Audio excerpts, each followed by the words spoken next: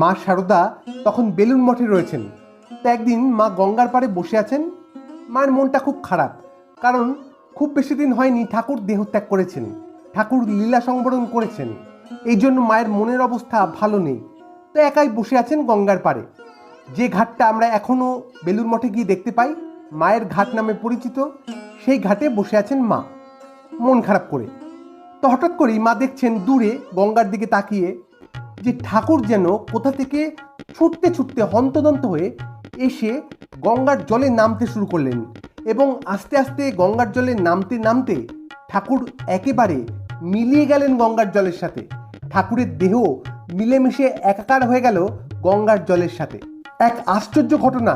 মা অবাক হয়ে গেলেন, এ কি দেখছি আমি কি সত্যি ঠাকুরকে দেখতে পাচ্ছি? এবং এখানেই শেষ নয়, যেই না ঠাকুরের দেহ গঙ্গার জলে মিশে গেল, অমনি মা দেখছেন সাথে সাথে স্বামীজি কোথা থেকে ছুটতে ছুটতে এলেন এবং এসে গঙ্গার জলে খানিকটা নেমে দু হাত দিয়ে অঞ্জলির মতন করে গঙ্গার জল হাতে তুললেন, এবং তারপর পাড়ের দিকে ফিরে, এবং সেই পাড়ে অসংখ্য মানুষ, অসংখ্য ভক্ত দাঁড়িয়ে আছে। তো স্বামীজি সেই দিকে ফিরে ওই হাতে তোলা যে জল, গঙ্গার জল, সেই জলটা একটু একটু করে সবার দিকে ছিটিয়ে দিচ্ছেন এবং মুখে উচ্চারণ করছেন, জয় রামকৃষ্ণ, জয় রামকৃষ্ণ। এই মন্ত্র উচ্চারণ করতে করতে সেই গঙ্গার জল সবার গায়ে ছিটিয়ে দিচ্ছেন, এবং আশ্চর্যভাবে এই জল যার যার গায়ে এক ফোঁটা হলেও পড়ছে, যার যার গায়ে একবার হলেও পড়ছে, তাদের মুক্তি সেই মুহূর্তে ঘটে যাচ্ছে, তারা উদ্ধার হয়ে যাচ্ছে। এক আশ্চর্য অপরূপ দৃশ্য মা দেখছেন, যার কোনো ব্যাখ্যা, কোনো যুক্তি দিয়ে হতে পারে না, যা এই লৌকিকতার নাগালের অনেক বাইরে। মা নিজেও নিজের চোখকে বিশ্বাস করতে পারছেন না। কি দেখছেন মা? স্বয়ং ঠাকুরকে দেখছেন, স্বয়ং স্বামীজিকে দেখছেন, এবং এর যে এক অন্তর্নিহিত মানে আছে মা বুঝতে পারছেন, উপলব্ধি করতে পারছেন। এবং সেই দিনের এই ঘটনা, এই দর্শন মায়ের মনে এতটাই প্রভাব বিস্তার করেছিল যে মা এরপর থেকে বেশ অনেক দিন ধরে গঙ্গার জলে পা পর্যন্ত দিতে পারতেন না। বলতেন, আমি ওতে পা দেব কি করে? ওতে যে ঠাকুর মিশে আছে, ওতেই যে ঠাকুর রয়েছেন, আমি নিজের চোখে দেখেছি।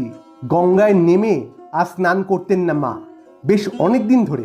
হ্যাঁ, পরে আস্তে আস্তে সব স্বাভাবিক হয়ে যায়, কিন্তু বেশ অনেক দিন মা গঙ্গায় নেমে স্নান করতেন না এই দর্শনটি দেখার পর থেকে। এবং মা উপলব্ধি করতে পেরেছিলেন যে ঠাকুর বোঝাতে চেয়েছিলেন মাকে যে এই স্থূল শরীরে ঠাকুর নেই ঠিকই, কিন্তু সূক্ষ্ম শরীরে ঠাকুর রয়েছেন, এই পুরো ব্রহ্মাণ্ড জুড়ে ঠাকুর রয়েছেন। এবং কেন রয়েছেন না, মানুষের উদ্ধারের জন্য, মানুষের মুক্তির জন্য। ঠাকুরের মাধ্যমে এই জগৎবাসীর উদ্ধার হবে, মুক্তি হবে। ঠাকুর স্থূল শরীরে থাকুক বা না থাকুক, অনন্তকাল ধরে ঠাকুর সকলের মুক্তির কারণ হয়ে দাঁড়াবেন, সকলকে উদ্ধার করবেন, কৃপা করবেন। হয়তো মায়ের দ্বারা, মায়ের মধ্যে দিয়ে করবেন, বা হয়তো স্বামীজির মধ্যে দিয়ে করবেন, বা অন্যান্য মহারাজরা যা যা করে এসেছেন, সকলের শক্তির একমাত্র উৎস হলো ঠাকুর। ঠাকুরই তো করাচ্ছেন সব, বাকি সব নিমিত্ত মাত্র। এবং এখনো যে শ্রদ্ধেয় মহারাজরা রয়েছেন, প্রত্যেকের শক্তির আসল উৎস হচ্ছে ঠাকুর। ঠাকুরই করাচ্ছেন সবাইকে দিয়ে, এবং অনন্তকাল ধরে করেই যাবেন, মানুষের মুক্তির জন্য, মানুষের উদ্ধারের জন্য, মানুষের কল্যাণের জন্য। ঠাকুর সর্বদা থাকবেন। একটু উঠে পড়ে লাগলেই ব্যাস মুক্তি পাকা। ঠাকুর দাঁড়িয়ে আছেন আমাদের উদ্ধার করবেন বলে। আমাদের শুধু ওই একটু নিজের কর্তব্য, নিজের যেটুকু করার সেটুকু করতে হয়, বাকিটা ঠাকুর আছেন, তিনি সব দেখছেন। কখন কাকে কৃপা করা উচিত, কৃপা করা দরকার, ঠাকুর সব জানেন। সবটা তাঁর উপর ছেড়ে দিতে হয়। আজ এই পর্যন্ত, আবার দেখা হবে অন্য কোনো আলোচনায়। ভালো থাকবেন, সুস্থ থাকবেন। ধন্যবাদ। জয় ঠাকুর, জয় মা।